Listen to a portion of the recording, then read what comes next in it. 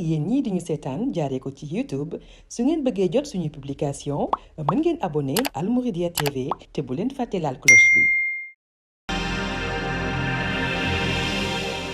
فكلي واشربي وقري عينا فإما ترين من البشر أحدا فقولي إني نذرت للرحمن صوما.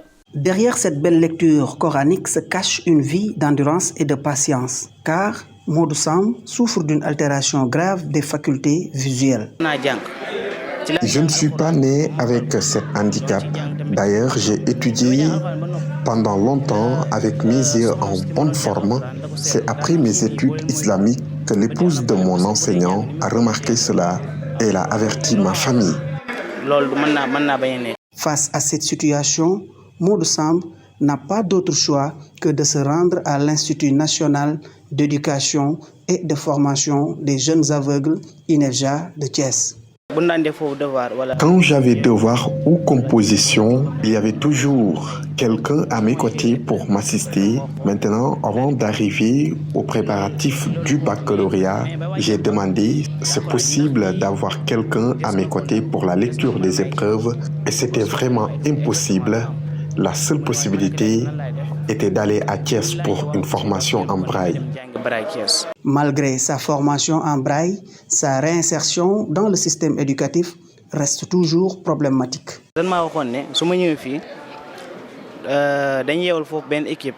À mon retour, on m'avait proposé une équipe qui viendra pour former des enseignants pour mon encadrement. L'autre solution, c'était de prendre mes devoirs et les envoyer à Thiès pour l'écrire en braille. Donc ça nécessite 2 voyages, voire même 3, ce qui n'est pas du tout facile.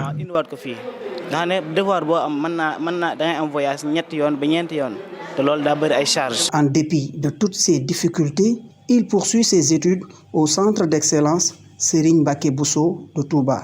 Quand je l'ai vu pour la première fois, j'étais un peu inquiet parce que ce n'est pas un cadre idéal pour accueillir des élèves malvoyants. Mais vu en fait la vision et l'objectif du fondateur, qui est Serigne Mourtada Mbacké, Ibn Khadim Rassoul, donc aucun citoyen, aucun être vivant de manière générale doit être mis à l'écart. Pour mieux suivre les cours, Modou a peaufiné sa propre méthode en marge du système. Donc il fallait qu'il nous donne un peu une piste de réflexion pour pouvoir le guider. Donc ce qu'on a fait, c'est de lui donner la leçon lettre par lettre. Et alhamdoulillahi rabbil alamina, donc en un laps de temps, sur 15 ou 30 minutes, je peux lui donner une leçon d'1 heure ou bien de 2 heures de temps. Et il pourra au même titre répéter la même leçon et faire les exercices au même titre que les autres. Au même titre que ses camarades, il se débrouille pas mal pendant les cours. Il est très intelligent en classe. Souvent, il m'arrive de lui dicter une leçon, mais j'oublie une virgule. Aussitôt, il me demande si je n'ai pas sauté quelque chose. Se réveiller tôt chaque matin est une habitude chez lui, même pendant les jours fériés. Pour les jours fériés, comme aujourd'hui, je passe mon temps à réviser les leçons, étant donné que je suis en classe d'examen. Pour se rendre à son école, Modou fait preuve de perspicacité.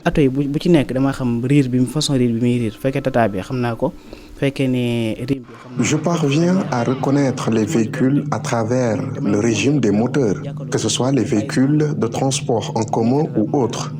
J'ouvre grand les oreilles pour les identifier, pour ne pas se perdre. Je compte le nombre de ralentisseurs pour savoir avec exactitude mon arrêt afin de descendre.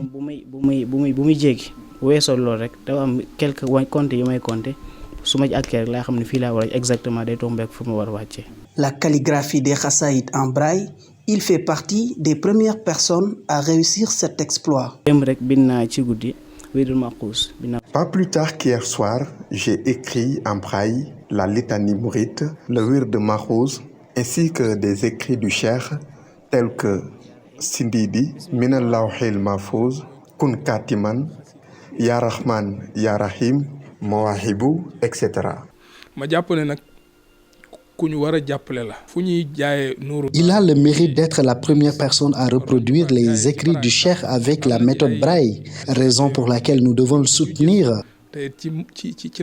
D'où l'importance de cet appel à l'endroit des autorités afin de mieux prendre en compte les préoccupations de cette couche vulnérable.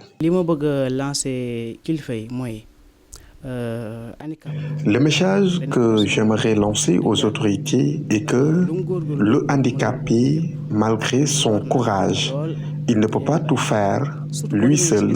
Donc, il est important qu'on les prenne en compte sur le plan éducationnel, surtout en ce qui concerne les places publiques.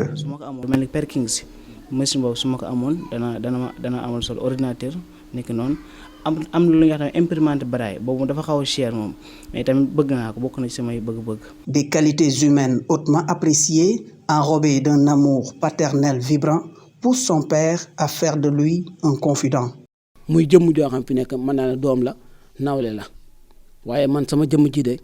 Certes, c'est mon fils, mais je peux dire que sa personne est plus importante que la mienne. De nombreuses occasions, je lui ai confié ma personne.